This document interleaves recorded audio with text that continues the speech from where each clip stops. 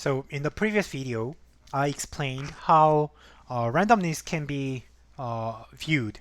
Like basic idea is you need to consider the sample space and you are choosing one object from the sample space and assign numerical descriptions to that. That's the random variable.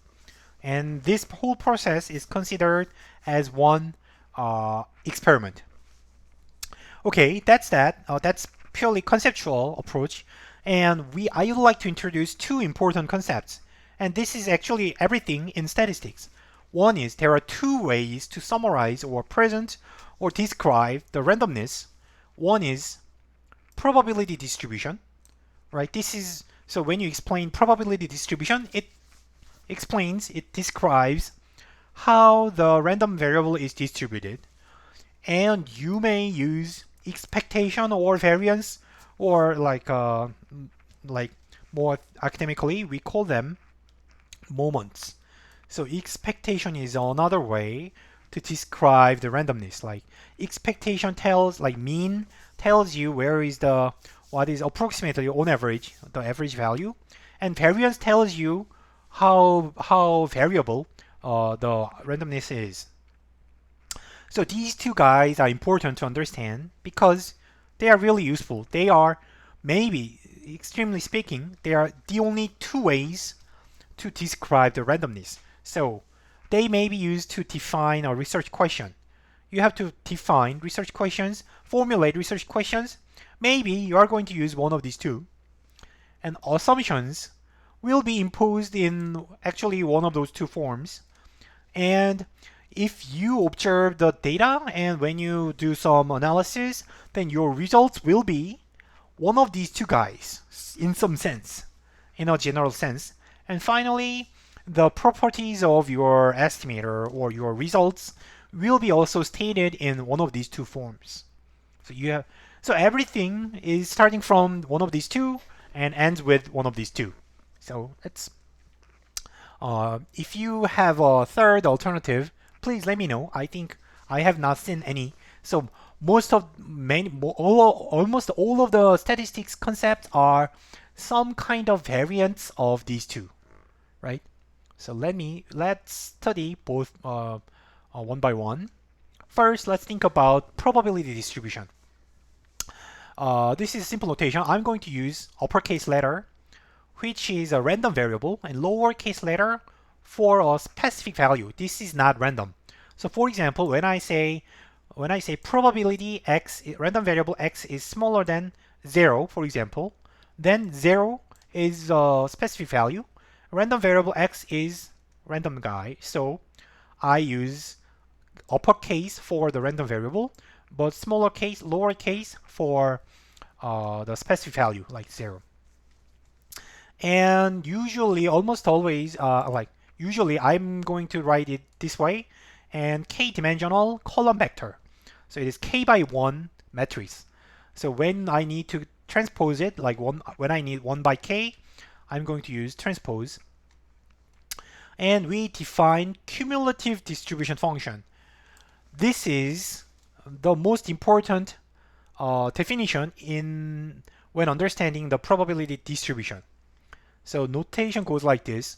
Usually uppercase letter F or G, subscript, the random variable, and a specific value x, which means probability random variable x is smaller than or equal to the value.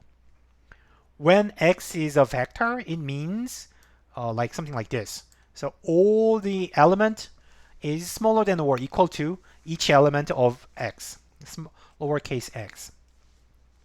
So this is important because this is mathematically how we define, how we characterize randomness, random variable.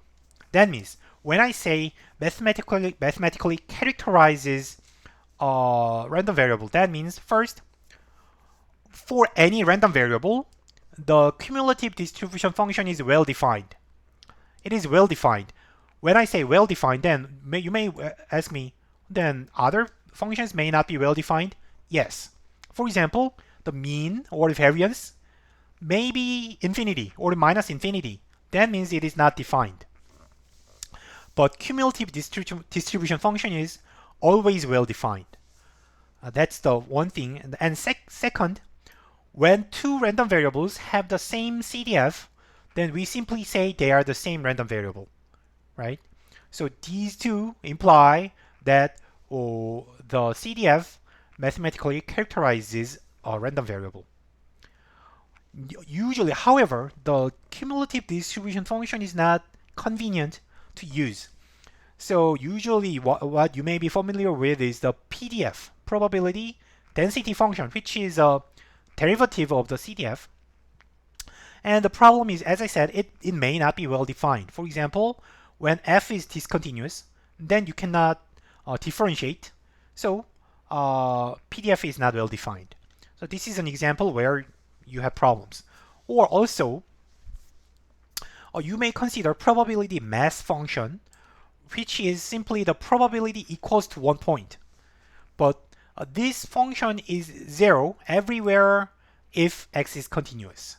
So if x is a continuous random variable, 1 point has no probability. So this function means nothing.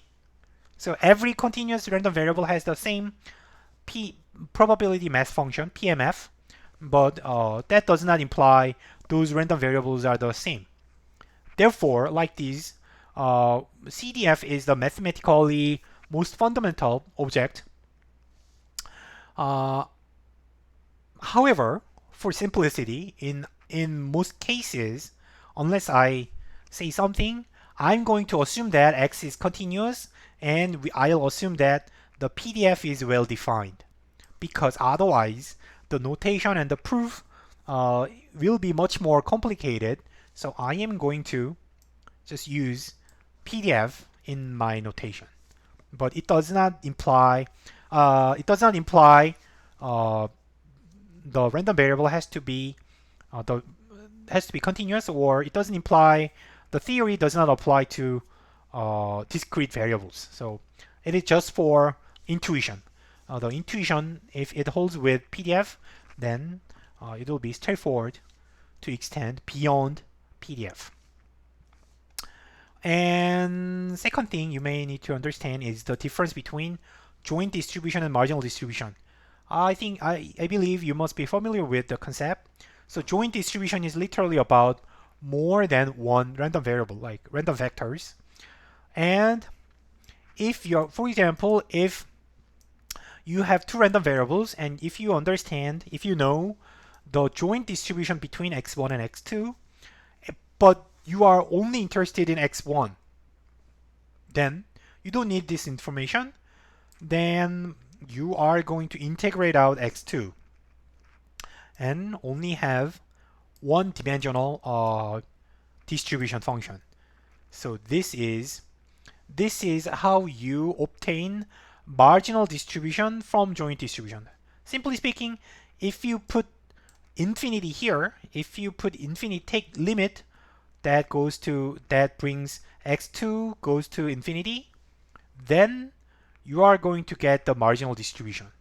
But the other way is impossible.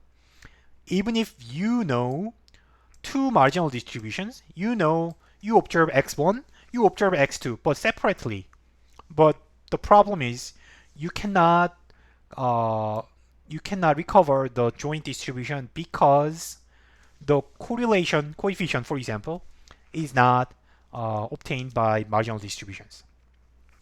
The relationship between x1 and x2 does not survive in marginal distributions. So that's why marginal distribution is so joint distribution is more is a full information, but marginal distribution is not a full information.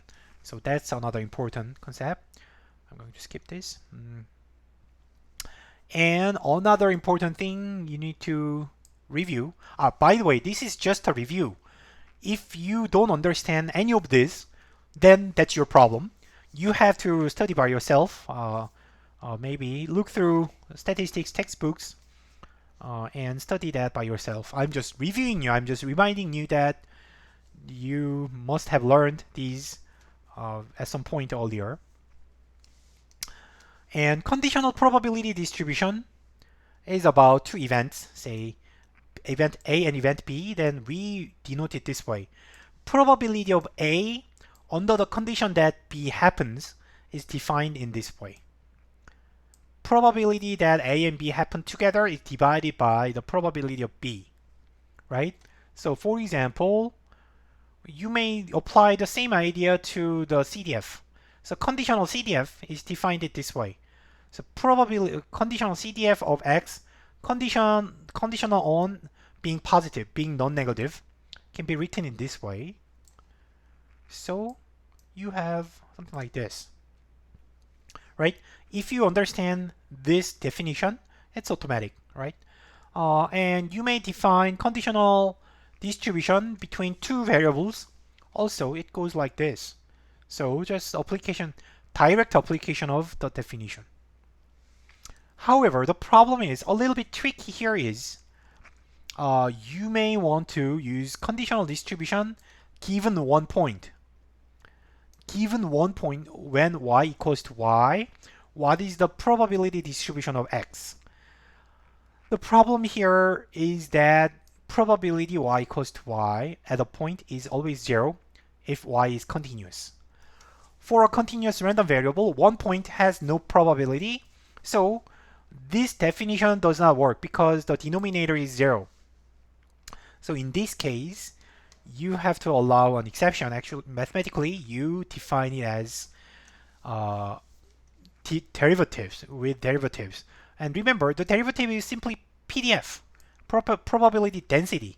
So when you handle one point, you have to use density instead of probability mass function, right? And if both are continuous, and the conditional probability density can be defined in the same way, and this is also very straightforward. So both probability density, right? And the densities are the joint density function is another derivative, second derivative of the joint CDF. So the definition is also intuitive. Maybe what you need to be careful here is only this guy. So this is check how these two guys are different. These guys and this guy, how they are different. And another thing, and so far it's just definitions. I believe it is not a big problem to you, but another confusing point here is where many students got lost and do not understand is that the different roles between x and y. So when I say so think about this, then or think about this. This means we are looking at probability of x fixing y equals to y, right? So y is fixed, but x is random. That's the point. Randomness is coming only from x, but y is not random because you are assuming that y equals to y. It already happened. So it is an assumption and there is no more randomness because you cannot change it. It should be always satisfied. So in that sense, the conditioning variable y is not random. It is realized, it is a fixed outcome, just a specific point, right? So, however, on the other hand, when you say this, if you change y, the distribution will be different, right? When y, if you assume on a different value, then of course the distribution will be different. So in that sense, it is still a function of y, right? Later, I'm going to use this theory, this idea again, and then you will see why it is important at the time. And the conditional distribution function captures the covariance structure, the relationship between two random variables. So it contains kind of full information. So then if you bundle joint distribution and marginal distribution and conditional distribution, their relationship is this. The joint distribution contains the full information, but if you want to recover the joint distribution, what you need is a conditional distribution and a marginal distribution, right? So what is the distribution of y? And then for each point of y, what is the conditional distribution of x? So in that sense, by combining these two informations, you can recover the complete information. That's the basic idea, the real basic relationship among joint, marginal, conditional distributions. Okay, thank you for watching. I will continue, I will resume in the next video.